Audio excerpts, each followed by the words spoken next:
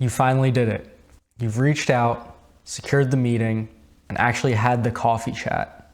But now what? Do you follow up right away? What do you say? Is it weird to ask for a referral? Here's the thing. What you do after a coffee chat matters just as much as the chat itself.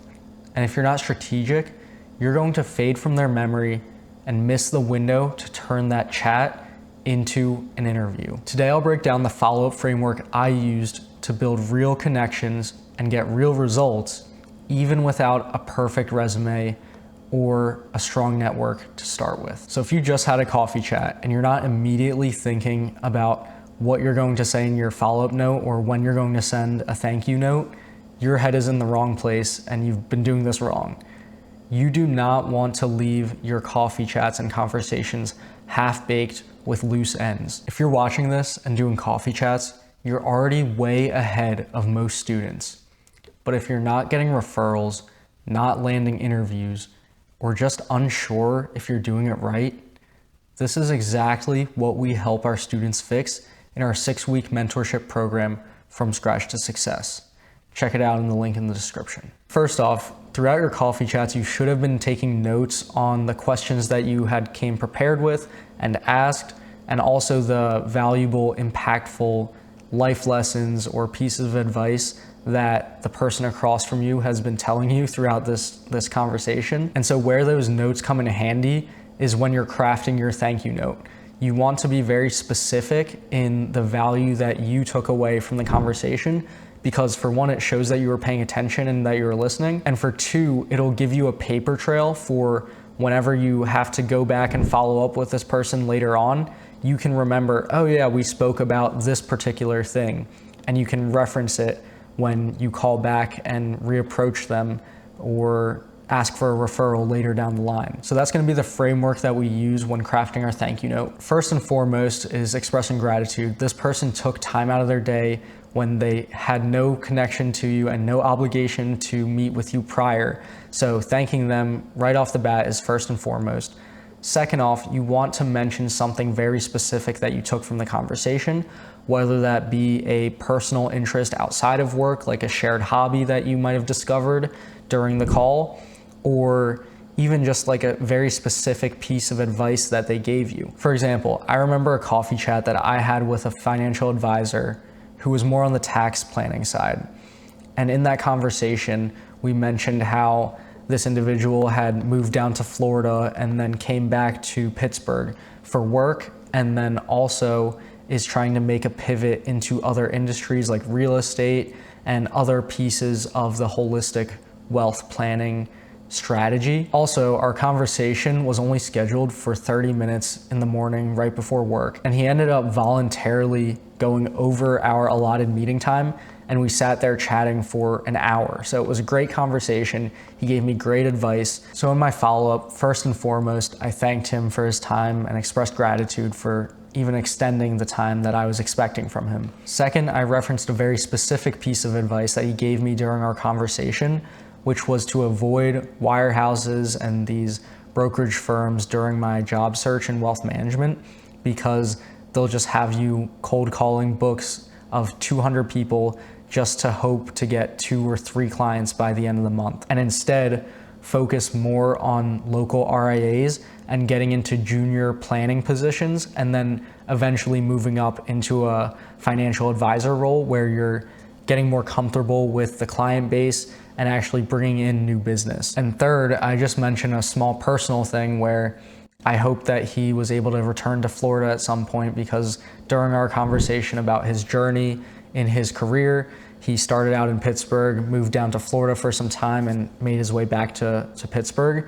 So, you know, kind of joking about the terrible weather here in Pittsburgh, how it's always cloudy, and I hope that he gets to go see some sun and his family down in Florida at some time. These 3 attributes to a follow-up note will, for one, make you memorable because you actually reference something that you guys spoke about during your conversation. And it's not just a simple, hey, thanks for the time, would love to stay in touch.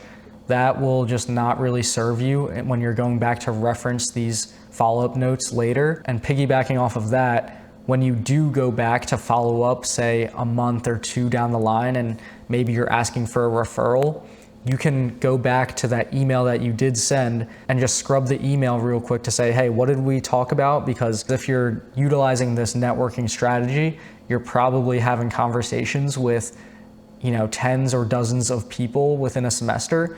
So it's sometimes hard to keep track. And obviously you should be taking good notes during your coffee chats and conversations, but having quick reference in the thank you note also reminds the professional who you networked with what you guys talked about if you just do a reply all to the message, the thank you note that you sent after your initial coffee chat. So it helps both you and it helps the professional because they also probably don't remember exactly what you guys spoke about. So having that little reminder in the body of the thank you note will definitely help both you when you're going back to follow up, and it will help the person that you're reaching out to because they will remember you just that much more. In terms of timing your follow-up, I would say immediately after to any time by end of day is really a good time to send that initial thank you note after your first coffee chat. The second thing I'd also mention is maybe putting a reminder on your calendar a month or two out from your initial coffee chat just to check back in with that person. And the ways of doing that is maybe mentioning, hey, I saw this article about the company that you work for and it made me think of you. Just wanted to pass it along, hope you're doing well. Or another future follow-up could be an ask for an introduction to somebody else in their network. Or it could be as simple as wishing somebody a happy new year or a happy holiday around those times and just making sure that they know that you're thinking of them. A follow-up doesn't really have to have a rhyme or a reason. Any excuse really is a good one to continue to reach out to these people. Just give it some time. You don't want to hit them back every single week on a Friday, right? Like give these people some breathing space. They have other things to do. They have full-time jobs. Maybe once a quarter is a good time to check in regularly with the network that you're starting to build and going to continue to build over the long term. Now, when we're talking about securing referrals from your coffee chats, obviously the best case scenario is that they offer to refer you to a job position and they offer to pass along your resume to the recruiter or the hiring manager. That's just best case scenario. You don't even have to ask for it. But second best is you asking for it, whether that be during the end of your coffee chat, just mentioning, hey, I'm really interested in some roles and would really appreciate a referral or maybe an introduction to a coworker so I can learn more about the team or the group, right? So that is probably the next best thing you can get to getting a referral, because if you don't ask and they don't offer, then you're probably not going to get a referral. And trust me, I've learned that the hard way, going through many, many coffee chats without any referrals and without any fruits coming from it, which is a bad way to look at it too, because you don't want to come off as that kid who is just trying to farm referrals from people, because at the end of the day, if you leave the other person across the table from you with the impression that the last words out of your mouth were, hey, could I get a referral? Or hey, could you introduce me to somebody else on your team? That's just gonna leave a sour taste in their mouth, because they're just gonna feel used. Like, hey, you just spent 15 minutes or 30 minutes talking to me just to try to get a referral or just to try to network with somebody else. And that's not really the feeling that you want to leave your relationships and your connections with, especially since you're just meeting these people. And very truthfully, people can kind of sniff this out, even from the start. If you're not engaged in the conversation, if you're barely looking at these people in the eyes or looking at the camera, if it's over Zoom, and you don't have some sort of excitement or energy to you while you're in your calls and you're just monotone the whole time and, hey, what does your career path look like? What does your day-to-day look like, right? And then at the very end, you're like, hey, could you pass me along a referral, or could you send me the name of a coworker that you think would be good for me to learn from? If you go through coffee chats like that, people can tell very much so that they're being used for a referral. And I can speak from experience, because even in my short time in the professional space, having people reach out to me, I can tell the difference between somebody who is just trying to seek out a referral for the firm, or they're actually interested in trying to build a relationship and genuinely networking because they're interested in, either me as a human or, I guess the idea of this all is that a referral or a warm introduction to a coworker is a byproduct of you just displaying interest and curiosity genuinely for the other human being. And that is really the best case scenario. So very honestly, I didn't like asking for referrals or asking for introductions to other people in people's networks. I maybe did it a handful of times and felt really gross on the inside just asking for that, which is, again, a skill to be developed, is asking for what you want. And that's something that we teach here all the time is, if you don't have call to actions in your cold outreach messages, in the interviews, if you don't end it off with a call to action, you're not going to get what you want.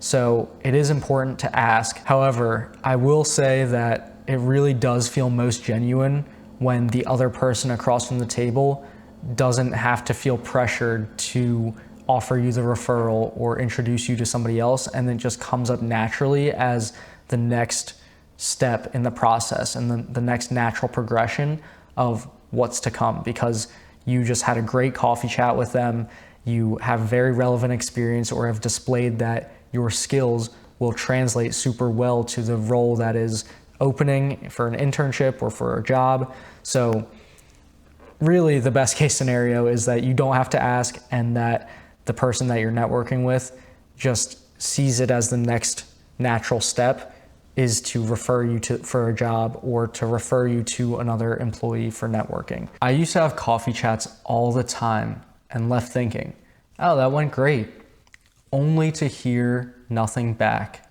ever. The truth is, there's a way to guide the conversation so people want to refer you, and most students were never taught how. I actually made a whole video walking through that exact process, how to turn coffee chats into referrals that lead to interviews. So if that's where you're stuck, go check out that video next. Let's cook. I'll see you over there.